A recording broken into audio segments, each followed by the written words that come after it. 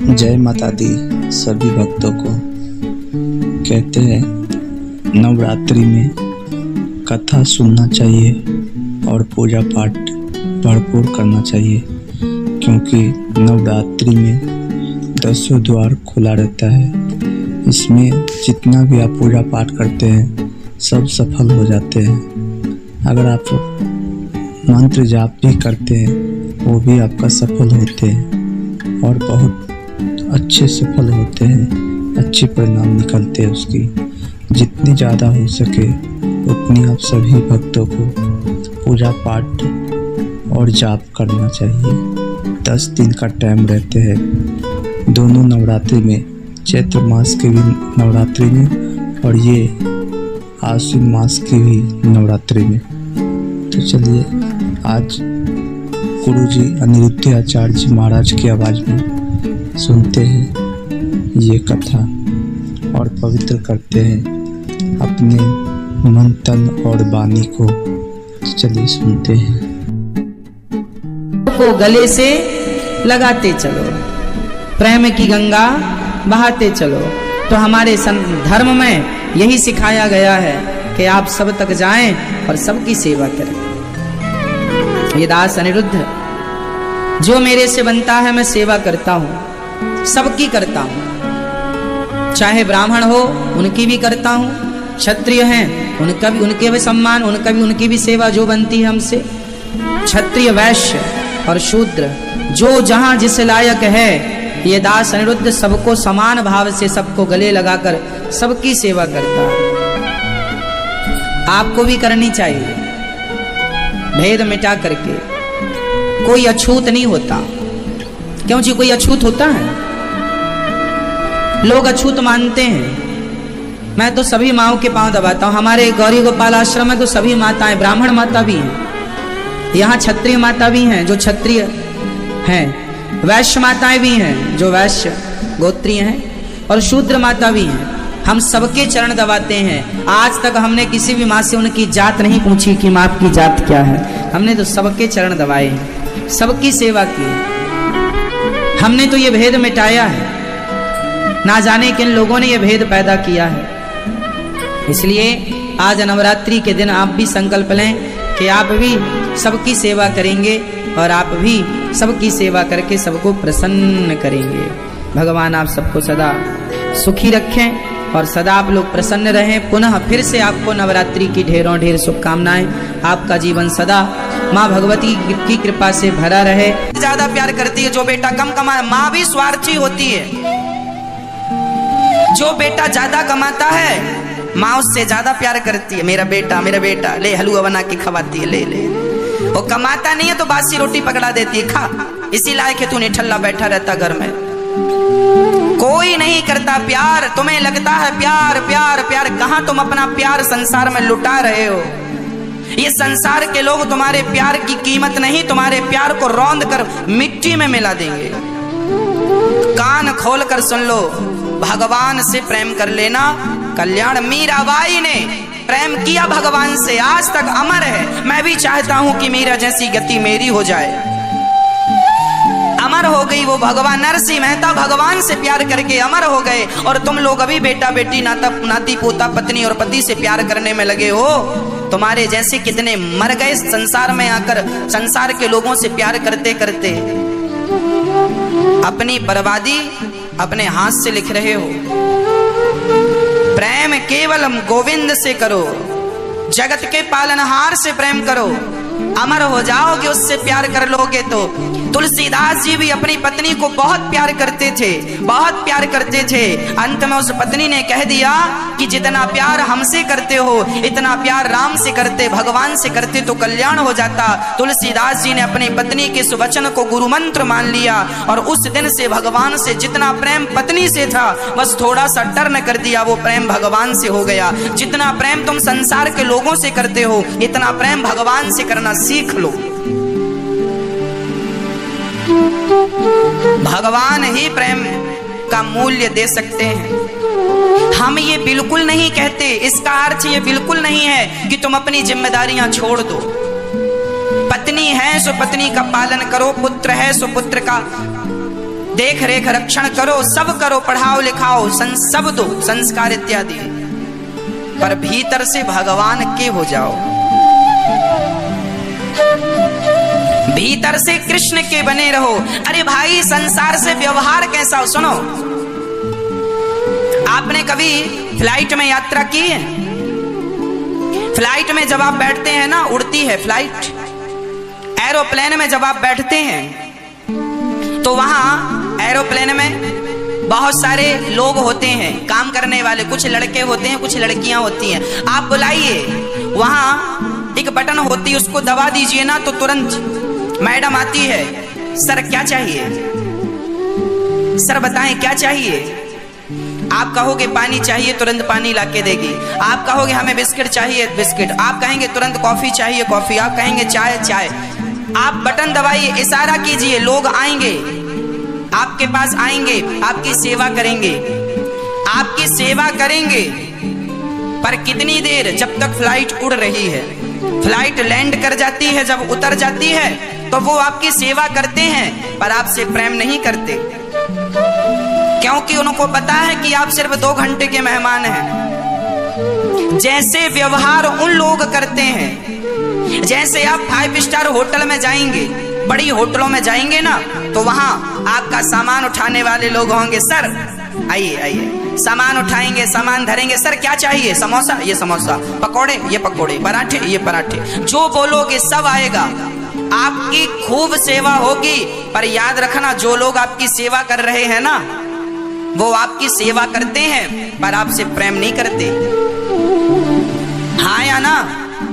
वो आपकी सेवा बराबर करेंगे, आपके सिर पे दर्द है मालिश भी करेंगे, पांव में तेल भी लगाएंगे, पर आपसे प्रेम नहीं करेंगे। बस इन लोगों से सीखो, इन लोगों से ये सीखो कि आप भी संसार की सारी सेवा करो, पत्नी की, पुत्र की, परिवार की, माता की, पिता की, जो कहते हैं सब करो, सबकी इच्छाएं पूरी करो, पर प्रेम मत करो इनसे, प्रेम भगवान से करो। भगवान से प्रेम करोगे कल्याण होगा।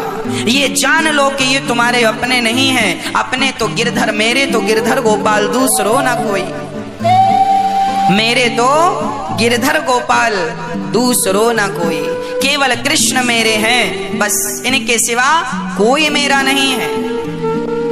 इसलिए तो गोपियां गा रही हैं, गोपियां कह रही हैं, है प्रेम जगत में सार, और कुछ सार नहीं, मन कर ले प्रभु से प्यार, और कुछ सारे नहीं, मन कर ले प्रभु से प्यार, और कुछ सारे नहीं। भगवान से प्रेम गोपियां करती हैं। उद्धव जी कहते हैं, अच्छा मैं जाता हूं, आज उद्धव जी ज्ञानी हैं और आज ज्ञानी प्रेमियों के पास चले गए। उद्धव को लग रहा है मैं ज्ञानी हूं, मेरे जैसा सर्वश्रेष्ठ ज्ञानी कोई नहीं है।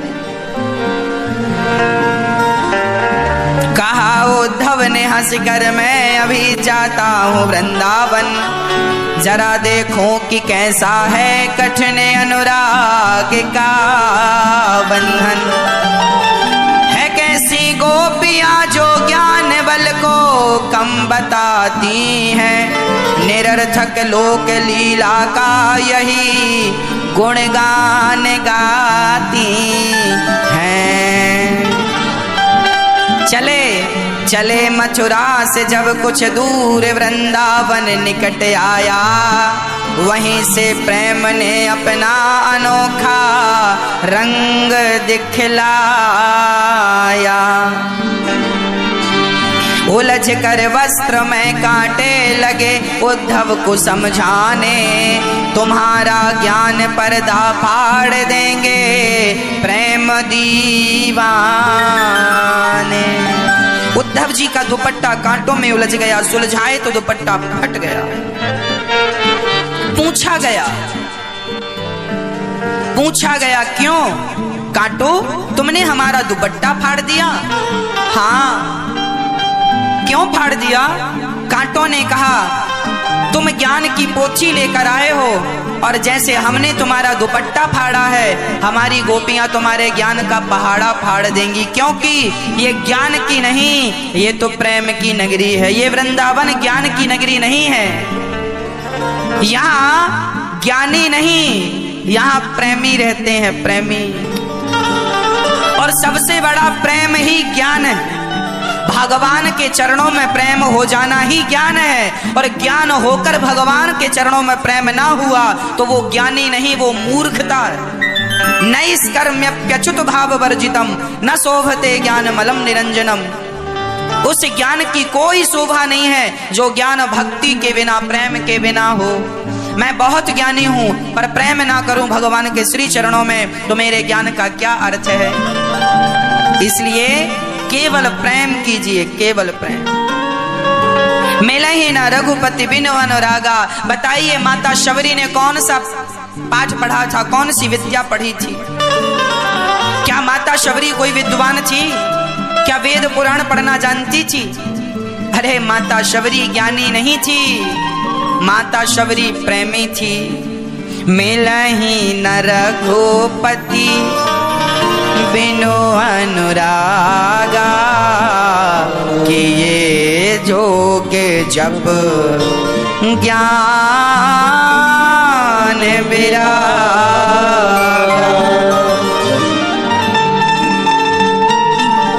राम ही केवल प्रेम प्यारा, जान ले ये जो जान निहारा।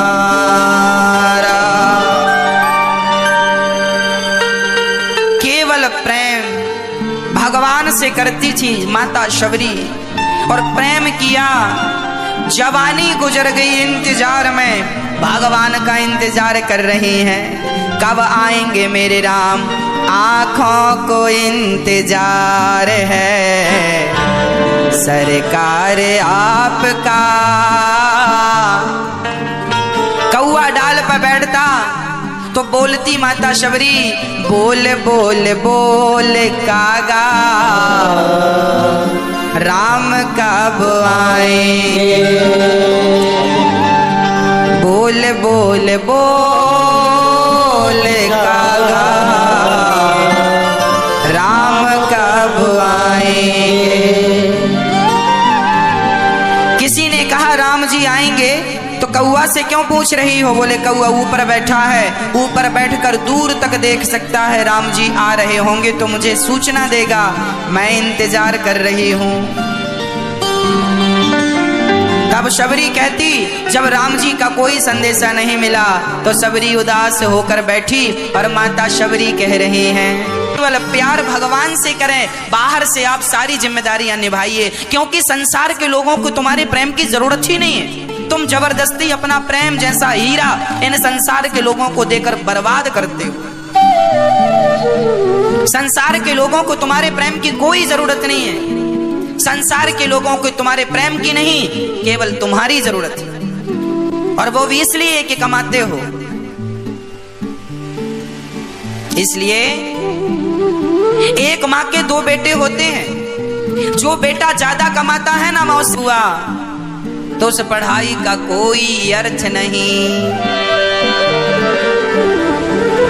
सरस्वती, जिसके पास विद्या है, पढ़ाई लिखाई है, टैलेंट, विद्या, विद्या अर्थात सरस्वती। कहते हैं लड़की का विवाह ना होना, जब तक विवाह ना हो तब तक उसे सौभाग्यवती नहीं कहते। विवाह के बाद ही आशीर्वाद मिलता है, सौभाग्यवती भव, है ना। लड़की कितनी भी सुंदर हो, कितनी भी सुशील और संस्कारी हो, पर बिना विवाह के वो सौभाग्यवती नहीं मानी जाएगी। सौभाग्यवती तब होती है जब उसके मांग में सिंदूर और गले पे मंगलसूत्र हो। उसी तरह आप कितने भी विद्वान हो, पर आपकी विद्या जब तक भगवान श्री कृष्ण से विवाह ही ना जाए, तब तक आपकी विद्या सौभाग्यवती नहीं होती, विद्या फलदायी नहीं होती। अरे विद्या तब फलदायी होती है जब वो भगवान श्री कृष्ण से प्रेम करने वाली